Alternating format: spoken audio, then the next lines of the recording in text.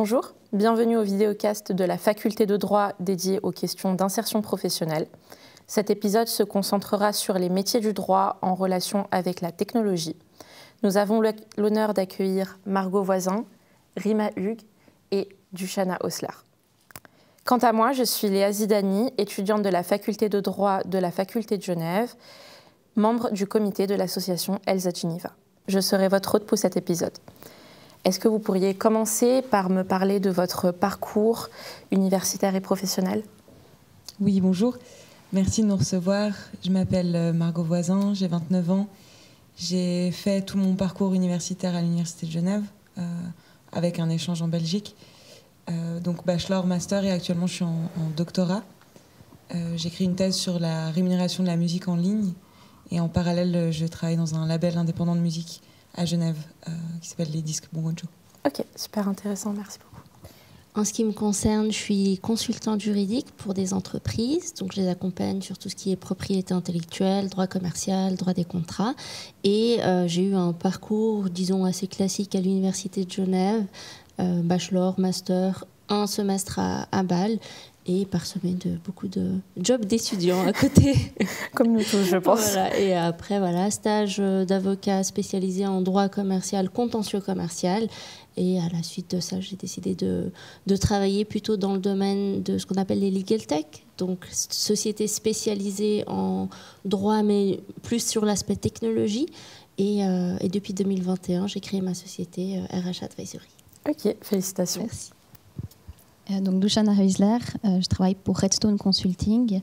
On est une entreprise où on fait principalement du consulting en matière de protection des données pour des entreprises de taille variable dans des milieux très différents. Donc on peut avoir des entreprises dans le luxe, que ce soit des cosmétiques par exemple, ou des toutes petites associations. On est dans le domaine médical, parfois dans d'autres domaines, donc le métier est très intéressant.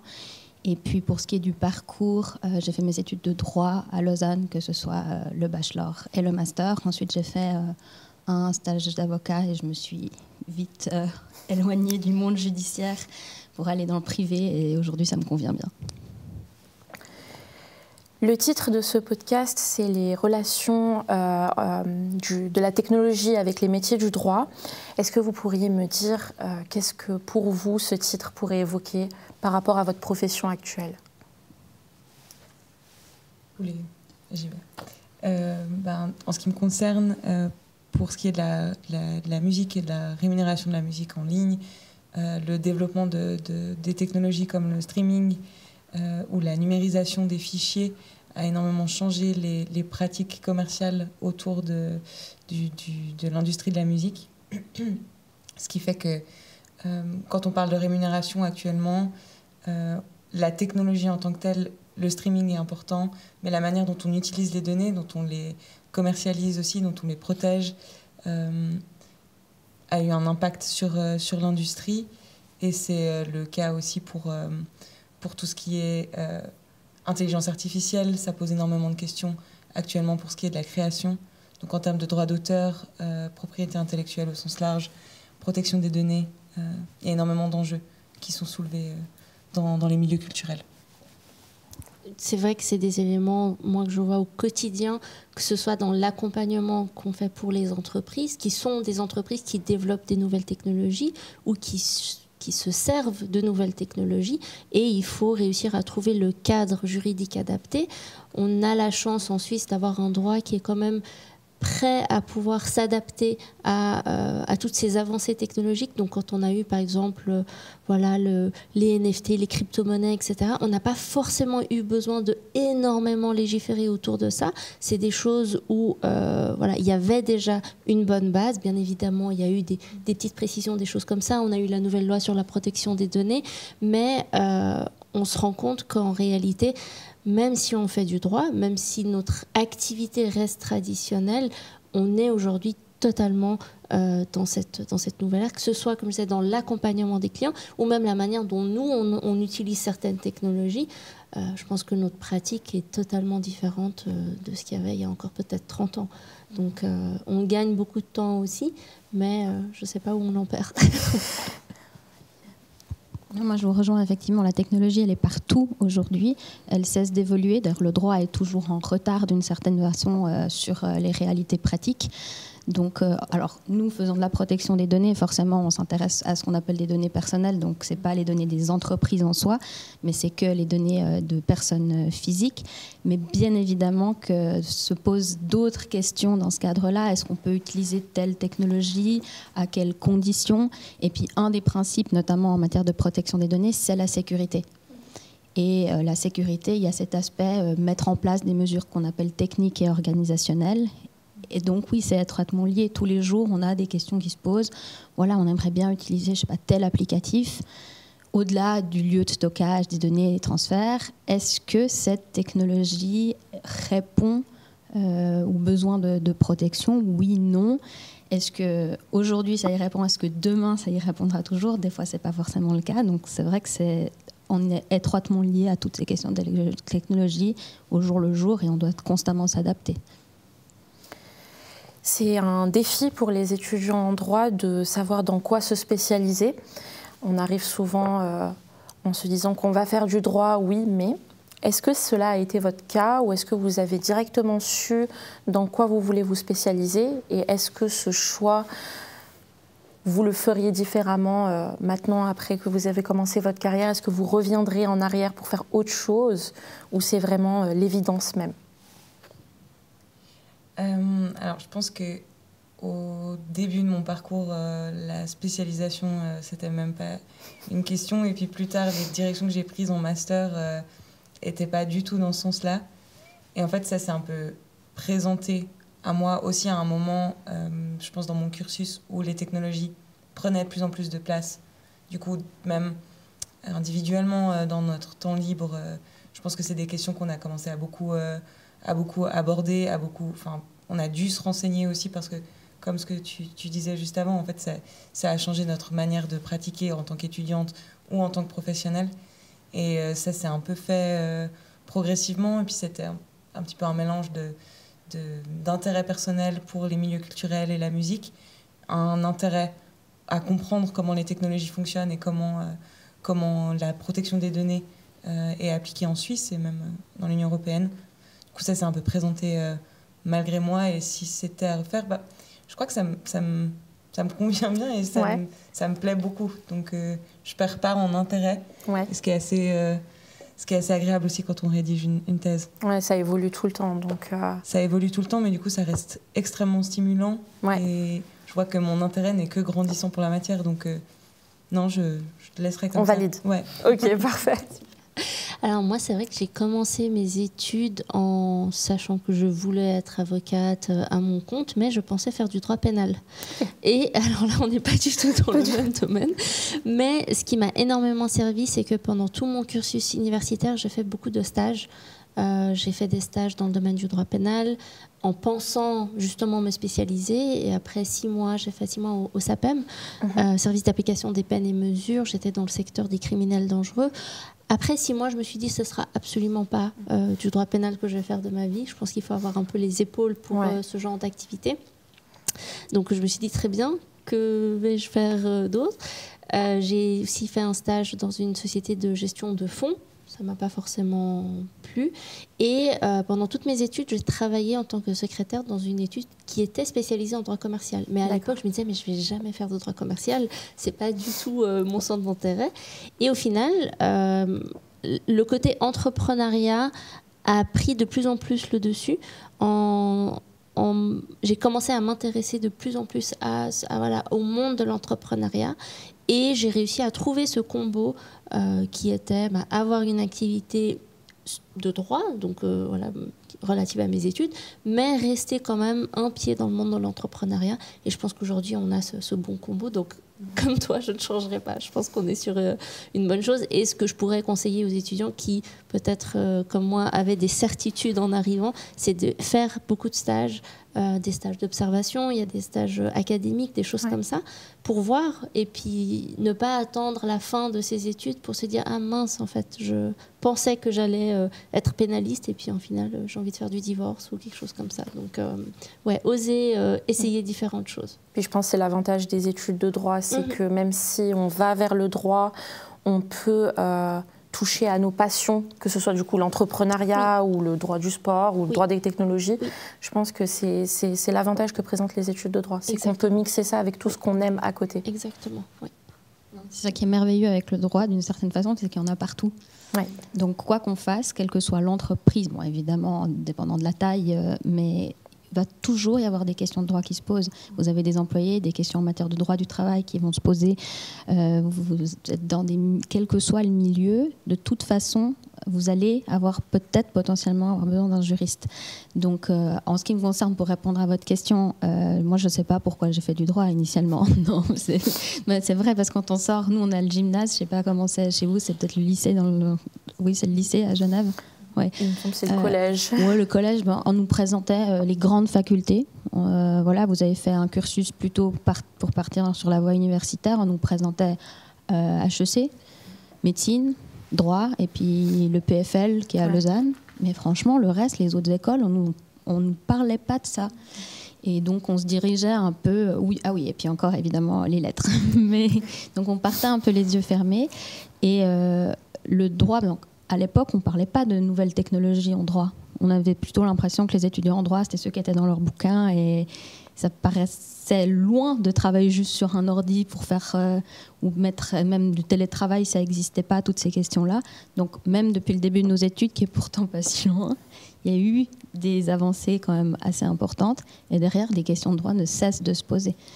Donc non, aujourd'hui, je ne changerai pas ce que je fais, mais...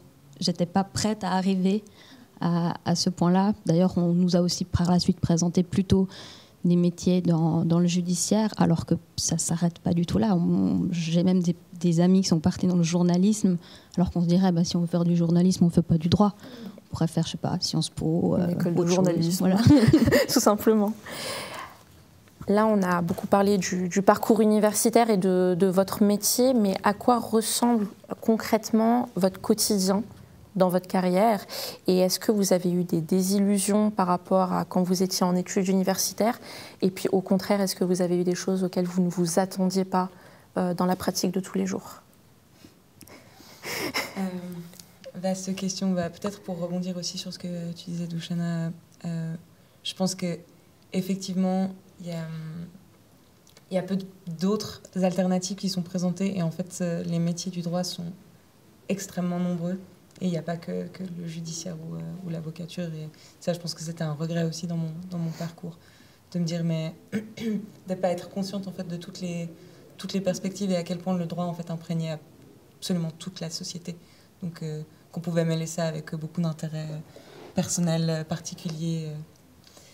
Et pour la question que tu as posée juste avant, comment on pratique? C'est-à-dire à quoi ressemble vraiment votre quotidien en pratique? Parce qu'on a beaucoup de théories, on a beaucoup d'explications, mais en pratique, une journée type, à quoi ça consisterait dans votre métier? Là, la particularité, c'est que je suis assistante pour un professeur à l'université qui est spécialisé en question protection des données, cybersécurité, qui est le professeur Benamou. Donc je l'assiste pour ses cours et donc il y a une part de suivi avec les étudiants et étudiantes, beaucoup d'accompagnement aussi dans ces questions pour elles et eux parce qu'en fait c'est nouveau. Je pense que ça contraste aussi beaucoup avec certaines matières du droit où quand il s'agit de rédiger un travail de rédaction juridique, en fait on s'attend à avoir énormément de doctrine, énormément de jurisprudence et pas que les thématiques soient aussi récentes, aussi actuelles, ce qui peut parfois être perturbant, donc c'est aussi beaucoup d'accompagnement. Je rédige beaucoup, j'écris beaucoup, je lis beaucoup pour la thèse. Je pense qu'actuellement je lis plus que j'écris, mais c'est des périodes qui varient, je réfléchis aussi. Et pour ce qui est du travail dans le label, c'est beaucoup d'écriture, beaucoup de contrats. Ouais. Et c'est essayer de transposer. C'est presque, ça revient presque à un travail de traduction, en fait, des discussions avec les artistes et avec les structures comme le label, voir comment on transpose ça en juridique et inversement, comment on reflète le plus la situation particulière de l'artiste à travers un contrat, comment on le rend accessible. Du Du coup, c'est majoritairement beaucoup d'écriture. Ouais.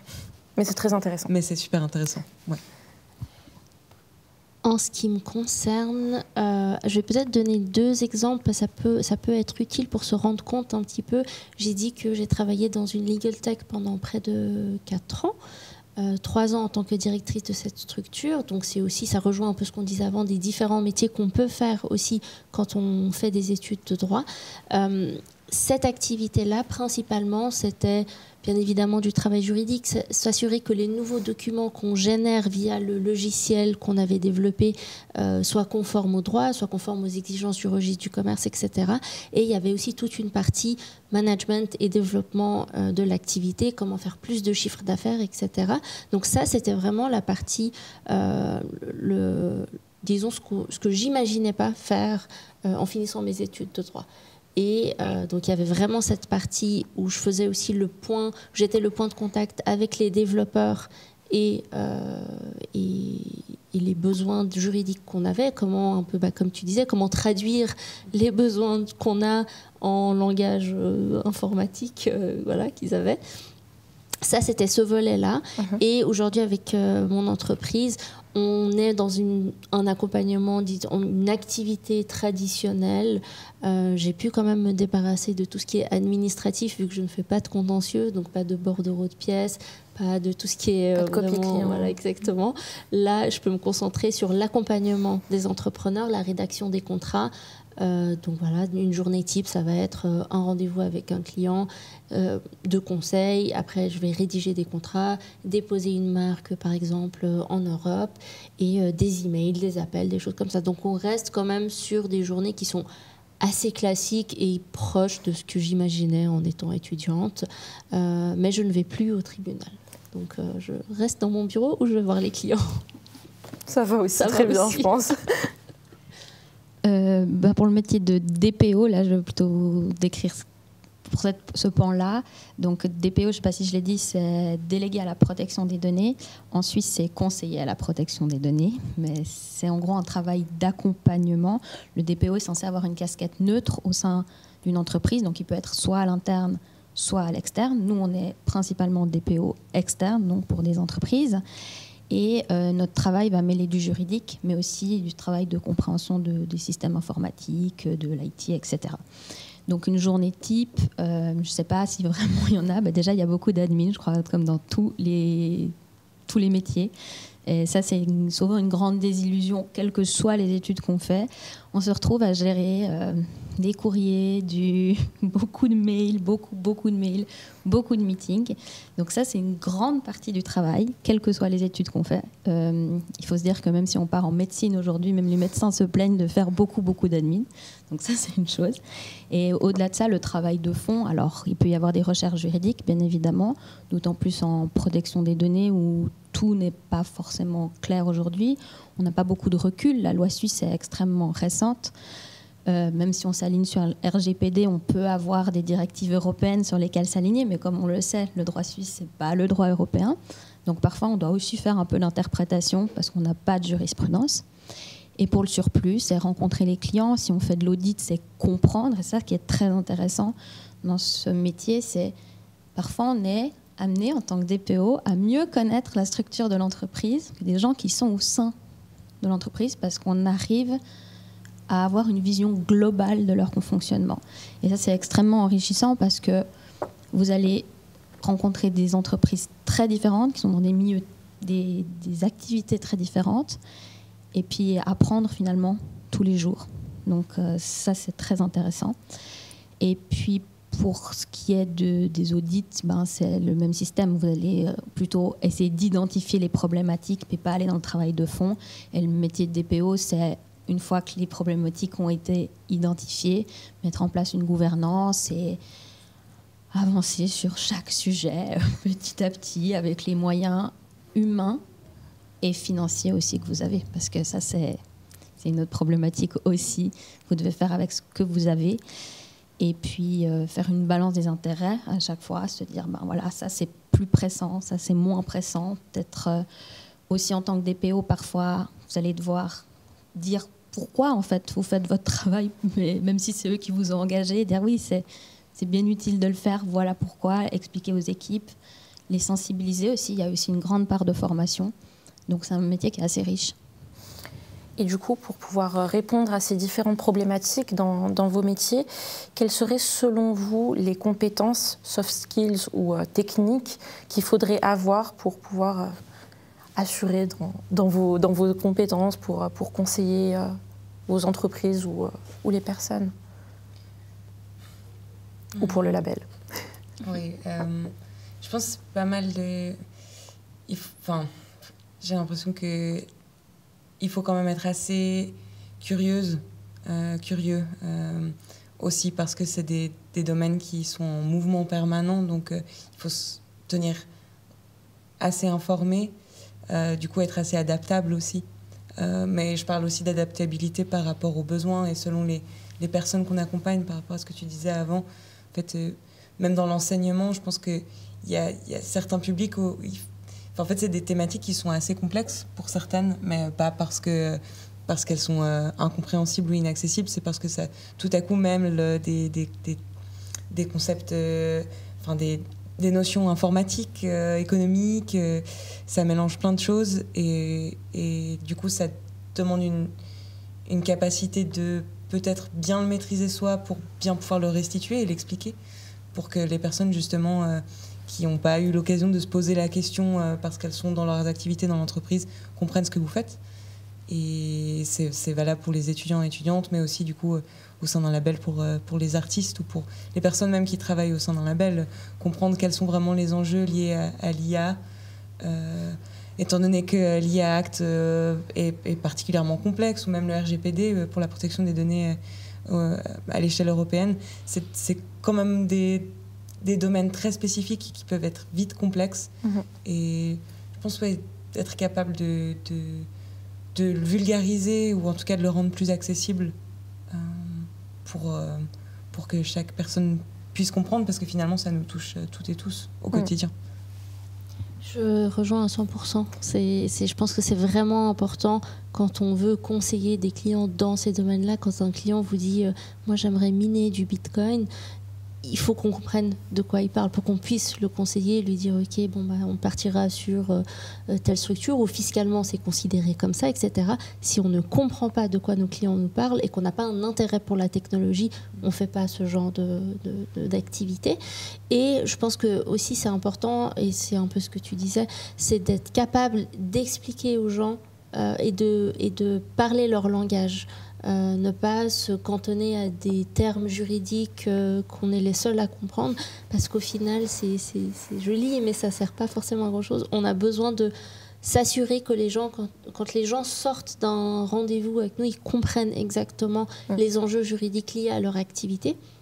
Et troisième élément, je pense qu'il faut être orienté solution quand on travaille avec des gens, mais ça c'est même...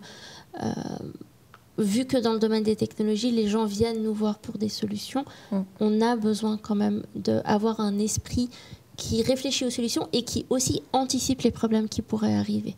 Et vraiment avoir cette vision, un peu comme ce que tu disais, cette vision plus globale et plus macroscopique de la société pour dire là on détecte quand même certaines problématiques et pas se cantonner simplement à exécuter du droit purement et simplement et ne pas prendre notre rôle de conseiller vraiment au sérieux. Oui, et puis en matière de soft skills, je pense que ce qu'on apprend en droit, le droit c'est des études où on a une boîte à outils. C'est-à-dire qu'on va nous apprendre où aller chercher. D'ailleurs, je prends l'exemple de la protection des données. Moi, j'ai fait des cours de protection des données dans mon cursus. La loi, c'est plus la même. Alors oui, les principes sont les mêmes, mais dans le fond, ça me sert. Si je ressors mes cours, dans le fond, ça me sert à rien. Donc, j'estime que le droit, c'est vraiment une boîte à outils. Et après, il y a ce que vous êtes vous. Et ça, c'est pas forcément évident non plus, parce que ça pour tout métier, finalement, vous allez avoir aussi votre personnalité. Et utiliser donc les outils que vous avez, rester aussi fidèle à vous-même. Ça, c'est pas toujours facile non plus quand on est dans des équipes, surtout quand on est au début. Et alors, je pense qu'on s'adresse principalement à des étudiants qui sont peut-être au début de leur parcours professionnel. Ils vont commencer avec des stages. Le stage, c'est l'occasion pour poser des questions. Et plus on avance dans son cursus, et plus on on sera considéré comme moins légitime à poser certaines questions, même si en fait, moi j'estime que c'est faux, qu'on aurait jusqu'au bout pouvoir échanger, et c'est ça qui va nous faire évoluer. Mais pas hésiter à s'entourer aussi des bonnes personnes pour pouvoir évoluer au sein même d'une toute petite structure. Pour rebondir sur les stages, on en a parlé aussi plus tôt. C'est très important de faire des stages, il faut en faire, c'est comme ça que tu as découvert ce que tu voulais faire plus tard. Quel type de stage vous recommanderiez aux étudiants et étudiantes? Dans quel type de structure on peut apprendre le plus de choses pour pouvoir après... Je pense que pour les stagiaires, c'est d'aller là où on vous accepte. Je pense pas qu'ils ont l'embarras du choix. Il y a toujours deux écoles. Est-ce qu'on fait plutôt un stage dans une plus petite structure et on fait de tout et on se forme réellement, ou est-ce qu'on fait plutôt un stage dans une grande structure? Ce sera peut-être plutôt sur le même thème et donc on sera au sein d'un groupe et on fera par exemple que du droit fiscal et ce sera un peu la course pour obtenir quelques attestations de stage, enfin de plaidoirie par exemple. Et là, on aura un nom d'une grande étude sur son CV, ce qui pourra aussi faciliter les choses. Je pense que ce n'est pas vraiment les étudiants qui feront ce choix. Ils postuleront et selon le CV qu'ils ont, soit ils seront acceptés dans des grandes structures, peut-être qu'ils seront acceptés dans une grande structure et aussi dans une plus petite structure. Et là, je pense qu'il faut se poser la question, quel type d'activité j'ai envie de faire après ce stage? Est-ce que j'ai envie de vraiment être un avocat ou une avocate qui va toucher à beaucoup de domaines et donc faire un stage dans une plus petite structure, voir comment c'est géré ce genre d'études, ou est-ce que je sais que je vais faire par exemple du droit fiscal et donc je vais aller dès le départ dans des grandes structures parce que j'ai pour projet de dans 15 ans devenir associée dans une des plus grandes études. Donc je pense que, je sais pas, toi, tu as fait ton stage aussi Non, ce que j'allais dire, c'est que, en tout cas, pour moi, c'est beaucoup passé à travers d'emplois étudiantes et de stages académiques. J'en reviens à le stage académique que j'avais fait en master, que j'avais trouvé très formateur, parce qu'il s'agissait d'un stage académique au sein de l'eau clinique sur les droits des personnes vulnérables. Et ça abordait énormément de thématiques différentes et énormément de domaines du droit différents. Et ce stage intervenait à un moment où il fallait justement vulgariser la matière. Et j'ai trouvé extrêmement formateur parce que pour pouvoir expliquer et rendre accessible ça, certains domaines, il faut vraiment comprendre et du coup ça amène à creuser. Donc ça, j'ai trouvé très formateur, mais parce que ça fonctionnait pour moi en termes de cursus académique et que je savais déjà que ça pouvait être plus compliqué compte tenu d'une situation financière aussi de trouver des stages l'été. Donc c'est beaucoup passé à travers des cours emploi, même en tant que secrétaire dans des études, ou c'est plus passé à travers l'emploi de mon côté. Moi, je suis assez critique par rapport au stage de manière générale parce que je trouve que c'est très bien qu'on puisse, tant qu'on garde le statut de stagiaire et qu'on est là pour apprendre et que le stage, c'est vraiment là pour mettre un premier pied dans le monde du travail, j'estime qu'on reste dans la catégorie stage. Sauf que très souvent, quand on évolue dans le monde du travail, on réalise, mais tout domaine confondu, que le stage, en fait, devient pas juste un début de formation ou une continuité, parce que, comme je disais, les études, c'est souvent une boîte à outils, et on arrive, on est souvent un peu démunis, on ne sait pas quoi faire, on ne sait pas ce qu'on doit faire. On doit apprendre plein de nouvelles choses, mais ça va de l'utilisation de l'imprimante au fonctionnement de l'entreprise. Donc on est un peu perdu. Mais est-ce que le stage, c'est vraiment là pour nous mettre dans le monde du travail, nous apprendre les premiers pas du monde du travail, ou au contraire, est-ce que le stage est là juste pour nous donner une étiquette stagiaire et puis on fait du travail finalement un peu au rabais? Et c'est pour ça que, alors, le monde de l'avocature, c'est différent parce qu'il y a des conditions et puis on doit être prêt. Il y a des questions de responsabilité aussi du maître de stage qui doit être là pour nous former et ça prend du temps. Mais dans les d'autres domaines, donc, quand faire des stages le plus tôt possible, parce qu'on va aussi s'intéresser, se dire, voilà, ça m'intéresse, ça m'intéresse pas. Ça, j'ai envie d'aller plus loin. Ça va nous donner aussi une expérience, on va avoir un premier pied dans le monde du travail. Mais pour la suite, accepter aussi constamment des stages. Mais des fois, par la force des choses, hein, on n'arrive pas à trouver un emploi et on se retrouve à faire stage sur stage sur stage. Mais ça dévalue aussi notre CV d'une certaine façon. Donc, le conseil à donner, c'est un peu difficile. Mais oui, essayez, si c'est envisageable d'avoir un premier pied dans le monde du travail, mais même du secrétariat. Hein. C'est hyper enrichissant de faire du secrétariat dans une étude, parce qu'on arrive à voir, on voit ce que c'est de faire un bordereau, on comprend ce que c'est que les délais, qu'il y a des autorités différentes, la relation avec le client, ou même dans peut-être un autre domaine, hein, au-delà de l'avocature. Et puis, c'est pas forcément un stage. Mais on apprend quand même. C'est une expérience. Mais c'est une expérience à prendre. Et je pense par rapport à ce que tu disais juste avant, c'est normal aussi au début d'un stage, au début de l'expérience professionnelle d'être perdu. Je pense que ça, c'est quelque chose que j'aurais aimé qu'on me répète. C'est normal de se poser beaucoup de questions, c'est normal de beaucoup en poser. C'est normal de ne pas vraiment savoir où donner de la tête, ou vraiment c'est beaucoup à intégrer. Et c'est aussi les premières expériences sont aussi là pour poser des bases et ça se construit. Donc c'est normal de ne pas tout maîtriser au début d'une carrière professionnelle, parce que... Sinon, on ne serait pas stagiaire. Exactement. Exactement. Voilà. Et j'entends beaucoup autour de moi de personnes qui se mettent beaucoup de pression, même pour les premières expériences professionnelles. Et oui, on va se tromper ou pas toujours tout savoir faire parfaitement, mais c'est normal. C'est un apprentissage continu. On apprend jusqu'à la fin de notre vie, je pense. Merci beaucoup pour ces échanges. C'était vraiment très enrichissant. Et puis, j'espère que cela va inspirer les étudiants et étudiantes de la faculté de droit de Genève. Merci. Merci beaucoup. Merci.